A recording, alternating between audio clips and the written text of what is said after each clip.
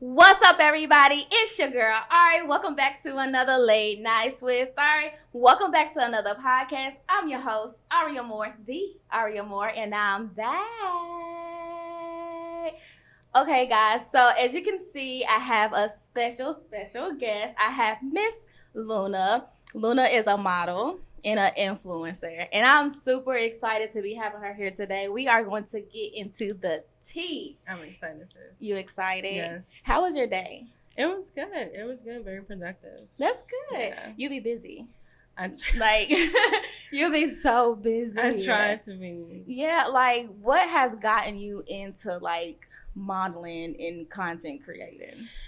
So, believe it or not, like, I got into it because of people would just come to me and be like, oh, you ever thought about being a model? And I'm like, I'm not 5'9". I'm not a size 0. How tall are you? I'm 5'6", actually. 5'6". Yeah. Okay, well, I'm 5'4", so you're a little bit taller than me.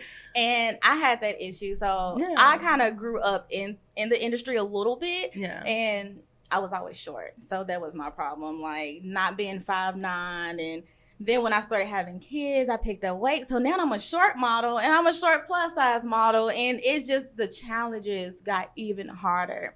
But that's what makes us great. Yeah. You know? So what do you like doing more, like photo shoots or runway?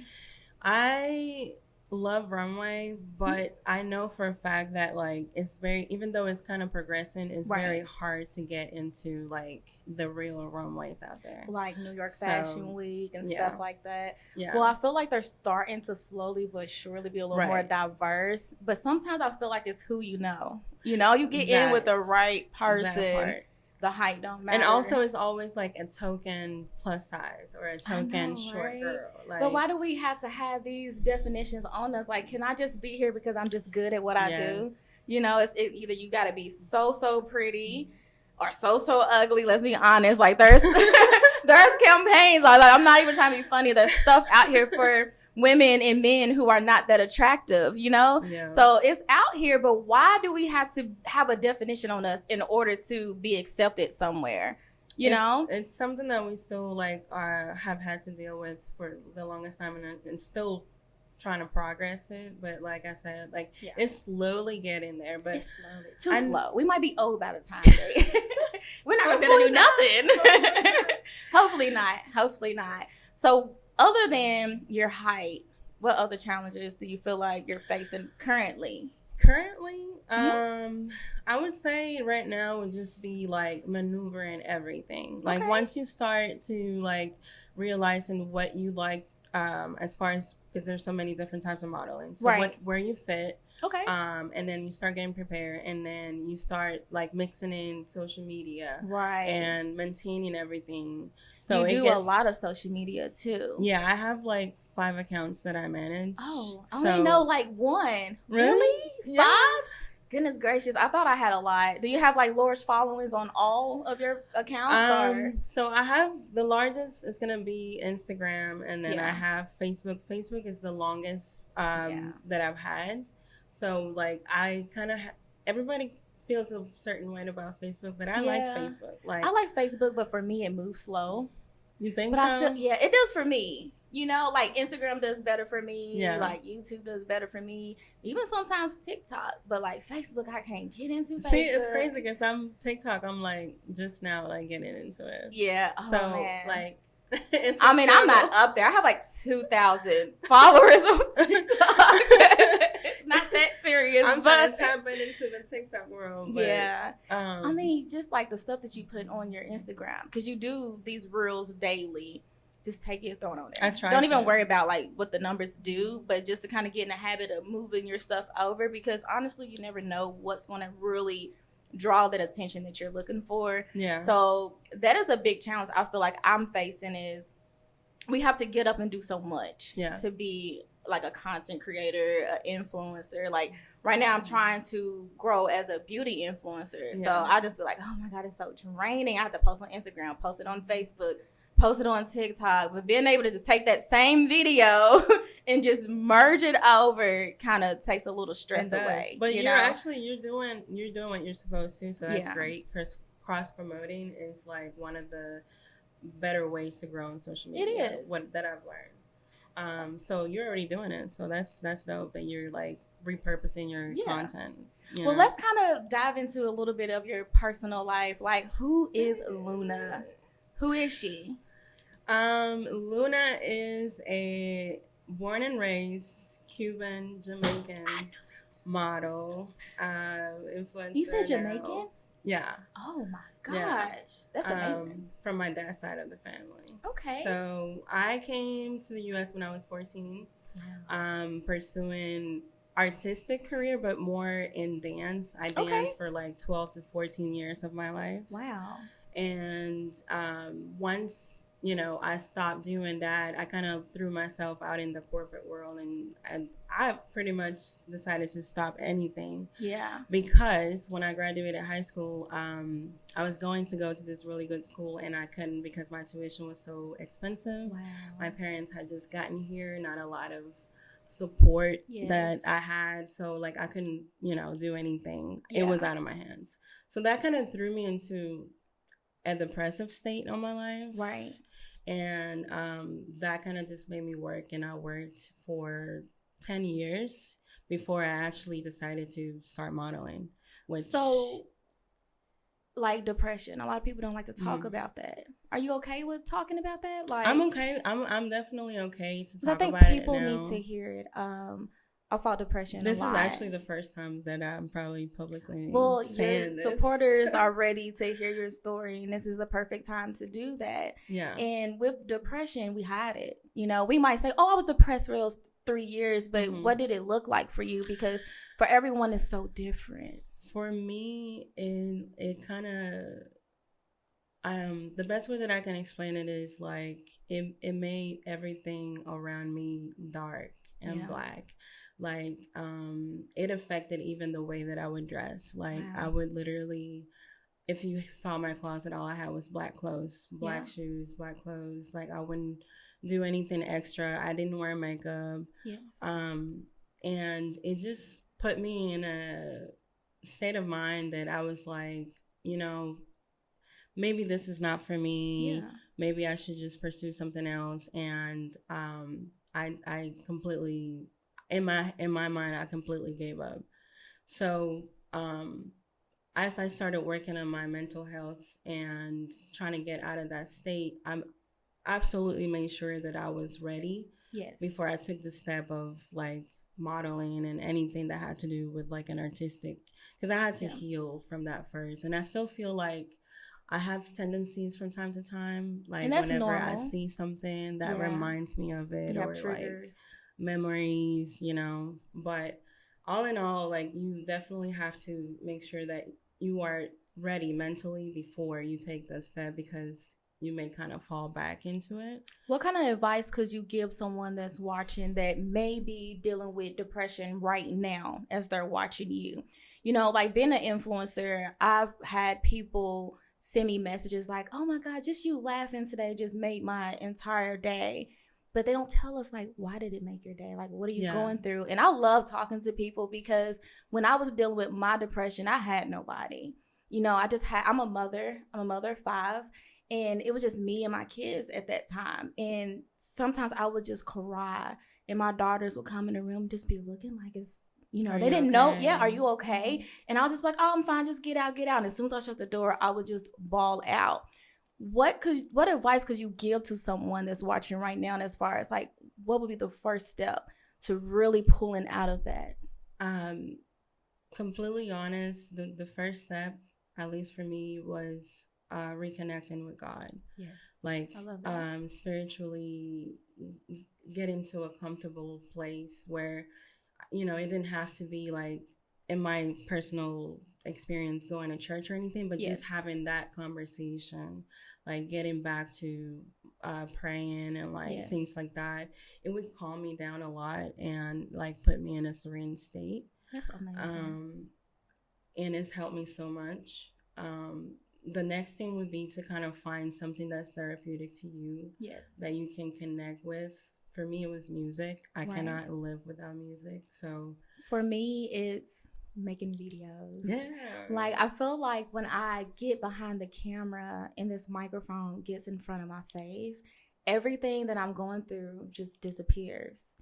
And I actually started YouTube when I was living in the projects, okay? And I just had this one little rinky-dink room all to myself, these raggedy walls, and I would just put up like little backdrops and stuff to try to like hide where I was, because I was using creating videos as an outlet to my pain. And I would get on camera and I'll be like, when the camera's on, I'm happy, I'm smiling, I got my lip gloss on, I'm just a whole nother person. Yeah. Then I created the ARIE AMORE. Like, I'm so serious about that person, because ARIE AMORE is just my safe place. Yeah. And anytime I tell anyone, call me Arie, do not call me Ariel. Ariel is a broken girl. Person. She's a totally different person. She cries a lot. She's very weak. She's not as determined as Arie. So I had to recreate myself. Yeah. And recreating yourself is okay. Sometimes you have to do that.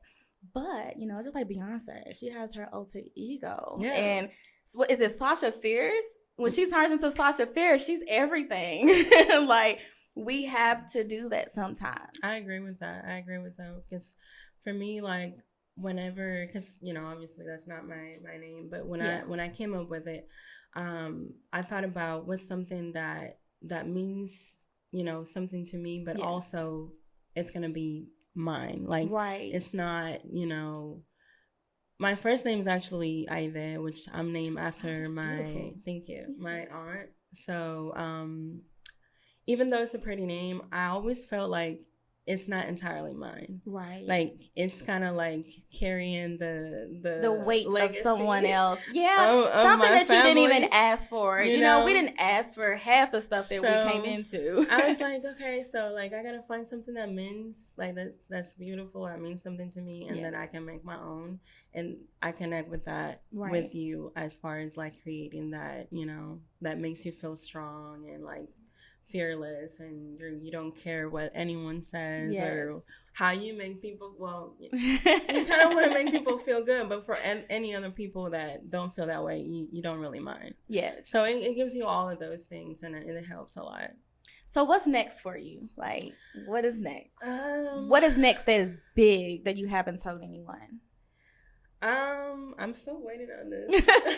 I'm still waiting on. So basically, the movie that we that we filmed in November has not been released yet. Okay. I couldn't even get into details, and I can't get into details. But one of the cool things was that I got to work with Jeremy Meeks. I don't know if you know who that is. I'm not familiar, but I will do my research. So his nickname is Prison Bae. Okay. He got locked up and got famous and went to America's Next Top Model because of his mugshot and stuff like that. I suck with names though. Like, if I see his face, I'm like I've seen him before, but when it comes to names, no. But it was cool. Like, it was just cool working with him and like seeing the process of how everything works in a movie. Like, I really like that. But I'm waiting on that. And aside from that, I'm working on NFT collections. I got my first one out already.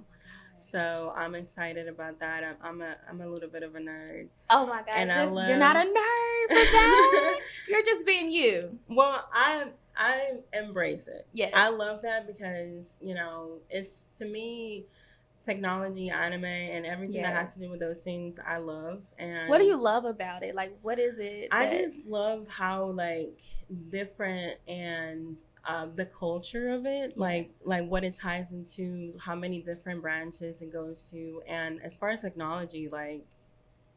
Yes, my younger brother is into all of that, and he's so smart. And sometimes I'm just like, why can I not be as smart as you? But we're all talented in different things. Yeah. Like, I'm a science freak. Okay, I love science. I love nature. I study neuroscience, so I really, I was supposed to go to school to be a doctor, and this is what I'm doing with my life. But school it got to a point where I lost passion for it. You know, like I said, being in front of the camera, it seems so me. So you have to go after things that you like, no matter what. People call me a geek all the time. That, you know, that was probably your passion, but this is actually this is your gift. This is my gift, and that's how you feel. And you can't study this. Yeah, you can't study it. It's like natural. It's so natural to me, and I love every single minute of it. That's and awesome. I can tell that you love what you do. Yeah. Just by like you talking about it, your eyes are just like glistening, and you're very pretty anyway. Okay. But you're like, yeah, that pretty girl, stand up. But it's the calmness. When you talk about what you love and you're calm, you know, that's how you know it's for you, because you're not trying to make a statement. You are the statement. So when you make your videos, you just be like, y'all, it's her transitions is what I'm talking about. But when you're natural, it's something you don't have to do too much. You know what I'm saying? And when I look at your content, I'm always just amazed at how natural and comfortable you look in front of the camera. I don't know your personal process. You might be frustrated. Yeah. You know, I don't know that. But how it shows to me is you're comfortable and you're living in your purpose and in your gift. And congratulations to you. And congratulations to everything that you have coming. I love watching women succeed. Thank you. I appreciate that. Love it. And a lot of us, especially here where we live at, we don't cheer for people. We don't cheer for each other. We may cheer for our Black men, you know, when they accomplish something. But what about the Black women? What about all the different women that's out here? Yeah. We don't cheer for them. That's very true. Do you have an idol, someone that you look up to that just makes you just go, I want to get up today and just tackle whatever? I mean, more than one, but one that I resonate most is Rihanna. Rihanna? People that know me know. Oh. I love Rihanna. her. I just love seeing someone grow from a place that you can pretty much radiate to or connect with or you know, feel like, okay, like I can do that too. Okay. And I feel like as an island girl, you know, it's difficult for everyone, but it's double time difficult for someone that doesn't even know the language when you come here or anything like that. So you had to learn language. Yeah, I didn't know English. Are you fluent in your own language though? Yeah. Or did it not outshine? Because I know like learning a second language, you kind of. You know what helped me? I went to a school where there was barely any like Latinos there. Right. So I didn't have to, like, I had to really like learn because I couldn't communicate with anyone. Like, I wouldn't know what. I bet that is stressful for just a kid. Like, it was you know, and making friends too is just like, whoa. Did you ever get picked on for just like, they will call that being different, you know? I took it as, I think that helped me too, because I didn't take it as like I'm being picked on. I took it as like, these people don't know like people like me. Yes. So they're gonna ask me questions and things like that, and they would be like, "Oh, tell this person this and that," and it would be like something dirty or something. I know. I had no idea. That's what I was saying, but I really wouldn't go through with it. I would just laugh, and I'm like, I have no idea what they're trying to tell me. I had a friend growing up, and she's Asian, so she spoke Vietnamese, and she would teach me all these little crazy stuff. But we were like this. We was best friends. In order for me to go to her house, I had to somewhat speak their language, because her mother was just like, this girl that speaks English is not coming in my house unless she even at least know how to order some water, ask for something to eat. Like, she just really pushed me. And I don't remember anything now. It's there. It's there. I feel like if I go back in the environment, I might be like, oh my gosh, I know what she's saying. Like that, But she taught me all the cuss words, everything I didn't need to know. I learned every single thing bad. That's the first thing people ask. The first thing we want to know. Because we can say it to our parents and they're not going to know what's going on. And I was a kind of wild child, so I tested all limits possible. That's hilarious. But that's amazing. And can I hear something? I'm sure you get that a lot. That you are an amazing person. See, I'm not going to tell you to say nothing crazy. Yo soy una persona maravillosa. Oh, you said that so fast. That's all I heard. Yo soy una persona Maravillosa. You say it so pretty. You almost had it. I almost had it. Yeah. One day I'm going to call you. I'm like, what was that again? You want to try one more time? Yes. Okay. Yo soy una persona maravillosa. Yeah. I can hear it slowly, but putting it all together, it just goes away. It's just about practice a couple times, but and y'all say it so fast. Yeah, it was fast. It's beautiful. That was fast. I really wish I knew like fluently another language. You know, they have these apps and stuff that we can kind of go on, but that doesn't really. It doesn't work. It's not the same. I don't think For me, what helped me learn English was I love watching TV. Okay. And I would watch my favorite shows with subtitles. Okay. So, like, I could see the action of the word, what it meant, and how to say it at the same time. And that, like, I would just, practice. And then I would get back to school and I would, try to practice there because I had no choice. Yes. And I probably said it wrong a few times, but, eventually I learned, so. Well, before we start to kind of wrap up this interview, I want you to set some goals for yourself. And I'm going to be watching you. Okay. So maybe 3 really good goals for yourself. I want emotional goal. We don't talk about that enough. So something emotional, because, we're going through things that we may not talk about every day. Yeah. So I would like to know an emotional goal, a career goal, and maybe like a really good social goal.